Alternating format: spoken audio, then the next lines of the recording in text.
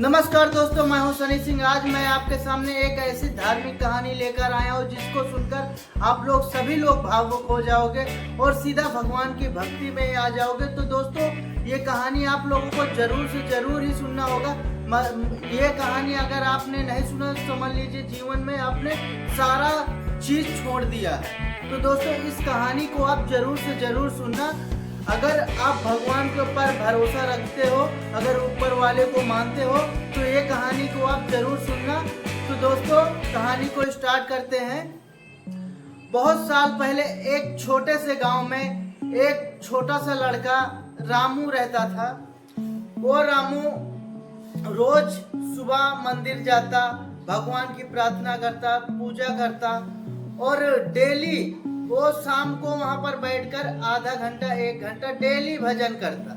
सब लोग, गांव वाले जितने भी लोग थे, उसको आते जाते देखते, उसका मजाक बनाते रहते कि अरे ये दिन भर भगवान के पास भजन करता रहता है, इसके पास खाने तक के लिए पैसे नहीं है, ना ही तो इसके पास कोई अच्छा घर है, कुछ भी नहीं है, तो फिर भी ये भगवान की भक्ति कर रहा है। तो उसको बोलते हैं अरे फालतू में भगवान की भजन कर रहा है। लेकिन रामू अपनी जगह से हिलता तक नहीं है और लोग बोलते उसको कि तेरे भगवान क्या तुझे खाने के लिए देंगे क्या? तू दिन भर भगवान की भक्ति कर, अगर मेहनत नहीं करेगा तो तू खाएगा क्या? हम लोग काम कर रहे हैं, देख हम लोग कैसे शांत से रह रहे हैं, हमारे पास घर भी अच्छा है, खाने के लिए भी है और अच्छे कपड़े भी है पहनने के लिए। तो रामू भी एक उसके ख्याल में भी आता है, उसके मन में एक ख्याल आता है कि यार ये लोग बात सही कह रहे हैं, यार मुझे भी इन लोग के साथ में काम करना चाहिए। तो रामू विचलित होने लगता है। तभी उसके मन में एक ख्याल आता है कि इस दुनिया में तो कोई किसी का है ही नहीं, तो मैं किसका सहारा बनूं, किसके लिए कमाऊं? तो मैं सिर्फ भगवान के लिए ही कमाऊंगा, भगवान के लिए ही करूंगा मैं अपना। रामू के मन में ये ख्याल आता है।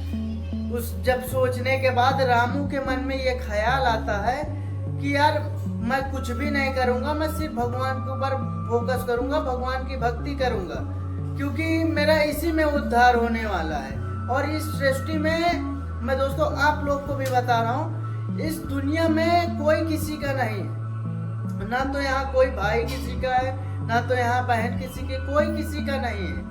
देखो, इस जन्म में आप किसी के भी भाई बंधु कुछ भी बन सकते हो, लेकिन इसके पिछले जन्म का आपको पता है क्या है?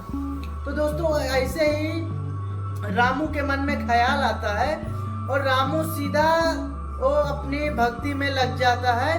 फिर समय का फेर बदला।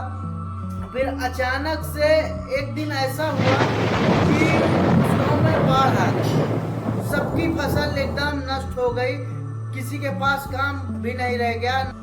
तब रामू के मन में एक ख्याल आता है कि अब तो गांव वाले सब वैसे हैं, मैं जैसे मैं था गांव वाले भी वैसे ही हैं।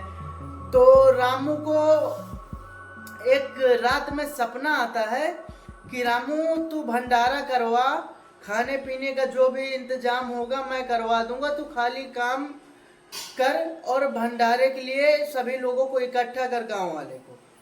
तो रामू सुबह उठता है तो भगवान जो उसके सपने में आए हैं उसी चीज को गांव वालों के बीच में वो बताने लग जाता है।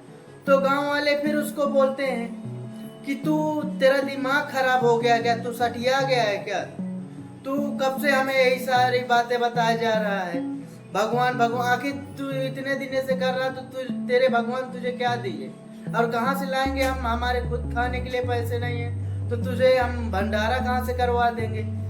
तब फिर रामू बोला कि तुम करो तो खाली इतना काम करो जो मैं बोल रहा हूँ, सब तुम इंतजाम करो और खाने पीने का टेंशन मत लो। तो फिर उधर जैसे मंदिर, तो सभी की आंख फटी की फटी रह जाती है। देखते हैं ट्रकों में भरा है सब सामान, राशन है, दूध आ गया, खीर पूड़ी बनाने का पूरा जितना भी इंतजाम, सारा सामान वहीं पर उपस्थित हो गए। तो दोस्तों, सभी गांव वालों ने रामू के भक्ति का बहुत ही, सब लोगों ने वंदना किया, उसकी तारीफ की और सभी लोग भगवान को मानने लग गए। उस दिन से सभी लोग गांव में पूजा पाठ करने लग गए।